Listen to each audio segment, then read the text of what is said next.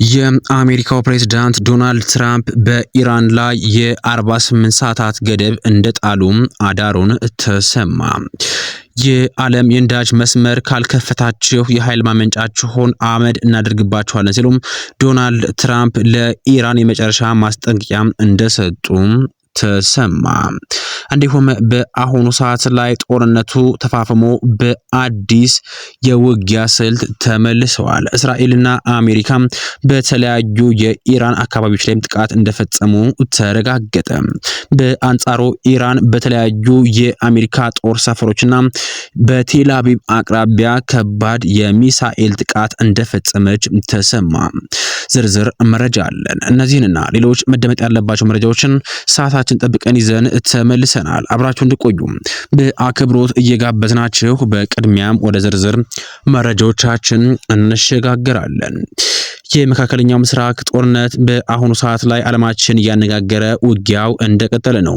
ባለፉት ቀናትም የአሜሪካ እስራኤልና የኢራን ጦርነት ወደ ሌላ ከባድ ምዕራፍ ተሸጋግሯል። ከምንም በላይ የሚጠፋው የሰው ልጅ ሕይወት እንዲሁም ደግሞ መሰረተ ልማትም እየጨመረ ይገኛል። እስካሁን በተለያዩ ሀገራትም በጦርነቱ ምክንያት ከ2500 እስከ 3000 ሰዎችም እንደሞቱ ተረጋግጧል። ሌሎች ዋና ዋና ጉዳዮችም በአሁኑ ሰዓት ላይ ዓለምን እያነጋገሩ ይገኛሉ። የመጀመሪያው የሆርሙዝ ሰርጥ ቀውስ ሲሆን ይህ የሆርሙዝ ሰርጥ ቀውስ ተባብሶበታል። 20 በመቶ የሚሆነው የዓለም ነዳጅ ምርት የሚያልፍበት የሆርሙዝ ሰርጥ በኢራን መገደቡ ለዓለም ስጋት ሆኖ ቀጥሏል።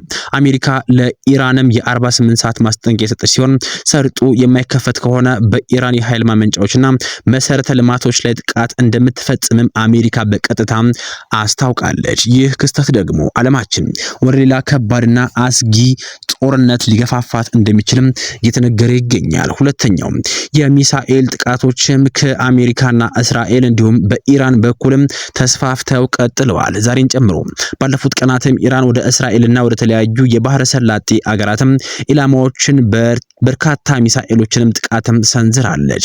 አሁንም ጦርነቱ በኢራንና በአሜሪካ እስራኤል መካከል ብቻ ሳይሆን በመላው መካከለኛ ምስራቅ እየተስፋፋ ይገኛል። ይህ በሆነበት ክስተትም የተለያዩ ከባድ ሚሳኤሎችንም እስራኤልና አሜሪካ እንዲሁም ኢራን ወደ ተለያዩ ቦታዎችም እያስወነጨፉ ጥቃት እየሰነዘሩም ይገኛሉ። ሶስተኛው በኃይልና በመሰረተ ልማት ላይ ስጋት እንደተደቀነም ተረጋግጧል። አሁን ላይ ጦርነቱ ወታደራዊ ኢላማዎችን ብቻ ሳይሆን ኢኮኖሚያዊ ስርዓቶችን ማውደም ላይም በእጅጉ እያነጣጠረ ይገኛል። አሜሪካ የኢራን የኤሌክትሪክ ኃይል ማመንጫዎችን ለማውደም ስትዝት፣ ኢራን በበኩሏ በባህረ ሰላጤው አገራት ላይ የሚገኙ የአሜሪካ ጦር ሰፈሮችና የኃይል መሰረተ ልማቶችን እንደምትመታ ለአሜሪካን አስጠንቅቃለች። ይህ ክስተትም በአሁኑ ሰዓት ላይ በኃይልና መሰረተ ልማት ላይ ብቻ ሳይሆን በእነዚህ በሁለት አገራት እንዲሁም ደግሞ በባህረ ሰላጤው አገራት ላይ ትልቅ ስጋትን ደቅኗል። የዓለም ነዳጅ ደግሞ የኢኮኖሚ ቀውሱን ያባባሰም ይገኛል። የነዳጅ ዋጋ ባለፉት ዓመታትን ታይቶ የማይታወቅ ጭማሪ አሳይቷል። በዓለም ዙሪያ የቤንዚንና ናፍጣ ዋጋ እየናረ ሲሆን የአየር መንገዶችን በነዳጅ እጥረት ምክንያት በረራዎችን እየቀነሱ ይገኛሉ። ይህ ሁኔታ በጥቂት ቀናት ውስጥም በአፍሪካ ሀገራት ላይ ከፍተኛ አሉታዊ ተጽዕኖ ያመጣል ተብሎ ተሰግቷል። አምስተኛ ወደፊት ሊከሰቱ የሚችሉ አደገኛ ሁኔታዎችም ምንድናቸው የሚለው ጉዳይ ዓለምን እያነጋገረ ይገኛል። የአሜሪካ ቀጣዩ እርምጃ የኢራን ኃይል አቅርቦት መረብን መምታት ሊሆን ይችላል። ኢራን መልሳ የአሜሪካ አጋሮች ላይ ተመሳሳይ ምላሽ ልትሰጥ ትችላለች። ይህ ቀጠናዊ ጦርነትም ሊያስነሳና የዓለምን ኢኮኖሚ ወደ ከፍተኛ ቀውስ ሊከተው እንደሚችልም ይጠበቃል።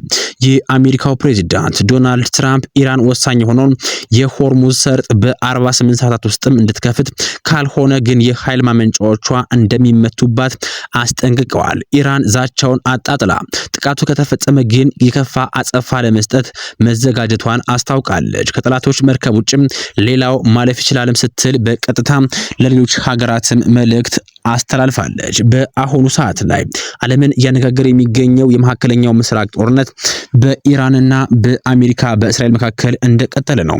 ትራምፕ በኢራን ላይ የ48 ሰዓታት ገደብ እንደጣሉም ተሰምቷል። በመካከለኛው ምስራቅ ጦርነቱ 4 ሳምንታት ባስቆጠረበት በዚህ ወቅት ላይ ፕሬዝዳንት ዶናልድ ትራምፕ ለኢራን እጅግ አስደንጋጭ ማስጠንቀቂያም ሰጥተዋል። ኢራን ወሳኝ የሆነውን የሆርሙዝ ባህር ወሽመጥ በፈረንጆቹ እስከ መጋቢት 23 እኩለ ሌሊት ድረስ ሙሉ በሙሉ ካልከፈተች አሜሪካ የሀገሪቱን የኃይል ማመንጫ ማዕከላትን በቦምብ እንደምታወድም ዝተዋል። ይህ ውሳኔ የወጣው በወሽመጡ መዘጋት ምክንያት የዓለም ነዳጅ ዋጋ በከፍተኛ ሁኔታ ጨምሮ የብዙ ሀገራትን ኢኮኖሚ እያናጋ ባለበት ወቅት ነው። ኢራን በበኩሏ ለአሜሪካ ማስጠንቀቂያ በሰጠችው ጠንካራ ምላሽም በማንኛውም የነዳጅ ማምረቻ ተቋማት ላይ ጥቃት ከተፈጸመ በቀጠናው በሚገኘው የአሜሪካ አጋር አገራት ላይ የቴክኖሎጂና የኃይል መሰረተ ልማቶች ላይ ተመጣጣኝ አጸፋ እርምጃ እንደምትወስድም አስታውቃለች። የኢራን ባለስልጣናት መንገዱ ክፍት የሆነው ለኢራን ጠላቶች ላልሆኑ መርከቦች ብቻ መሆኑን ቢገልጹም ዋሽንግተን ግን ይህንን እንደ ከፊል እገዳ በመቁጠር ወታደራዊ እርምጃ ለመውሰድ ቆርጣም ተነስታለች። ይህ በሁለቱ ኃይሎች መካከል ያለው ፍጥጫ ዓለምን ለከፋ ኢኮኖሚ ማህበረሰብ ቀውስ ዳርጓታል። ጦርነቱ በሰው ህይወትም ላይ ከሚያደርሰው እልቂት ባለፈ በመቶ ሺዎች የሚቆጠሩ ዜጎችንም ከመኖሪያ ቀያቸው ተፈናቅለው ለአስከፊ ችግር መጋለጣቸውንም ተዘግቧል። አሁን መላው ዓለም ትኩረቱን የትራምፕ የ48 ሰዓታት የጊዜ ገደብ የሚያበቃበት መጋቢት 23 ላይ በማድረግ ቀጠናው ወደ ለየለት ቀውስ ውስጥ ይገባ ይሆን በሚል ስጋት እየተጠባበቀም ይገኛል። ይህ ዓለም የነዳጅ መስመር ካልከፈታችሁ የኃይል ማመንጫችሁንም አመድ እናደርግባችኋለን ሲሉም ትራምፕ በድጋሚ ለኢራን የመጨረሻ ማስጠንቀቂያ ያሉትንም ሰጥተዋል።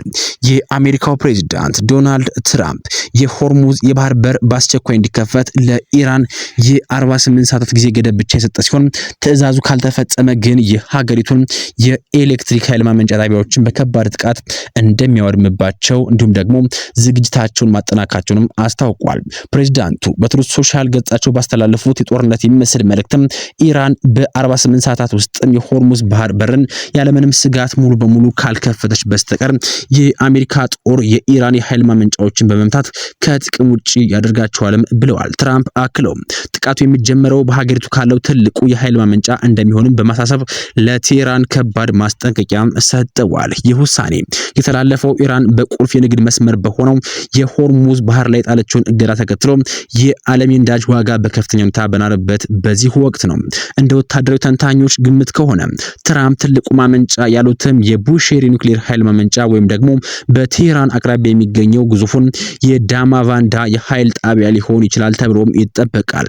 ፕሬዝዳንቱ የሰጡት የ48 ሰዓት ገደብ ሰኞ ምሽት የሚያበቃ ሲሆን ዓለም ቀጣዩን እርምጃ በከፍተኛ ስጋት እየተጠባበቀች ትገኛለች። በሌላ በኩል ኢራን በበኩሏ ማንኛውም አይነት ጥቃት ከተሰነዘረባት በአካባቢው በሚገኙ የአሜሪካ የጦር ሰፈሮችና መሰረተ ልማቶች ላይ ከባድ አጸፋዊ እርምጃ እንደምትወስድ ዝታለች።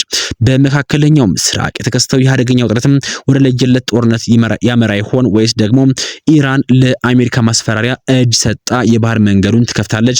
ጉዳዩንም በቅርበት እየተከታተልን መረጃዎችንም የምናደርሳችሁ ይሆናል። ውድ አድማጭ ተመልካቾቻችን በአሁኑ ሰዓት ላይ መካከለኛው ምስራቅ እንዲሁም ደግሞ መላ ዓለም እየተጨነቀ ይገኛል። ይህ የአሜሪካ እስራኤልና የኢራን ጦርነትም የዓለምን ኢኮኖሚ እያናጋ አራተኛ ሳምንቱን አስቆጥሯል።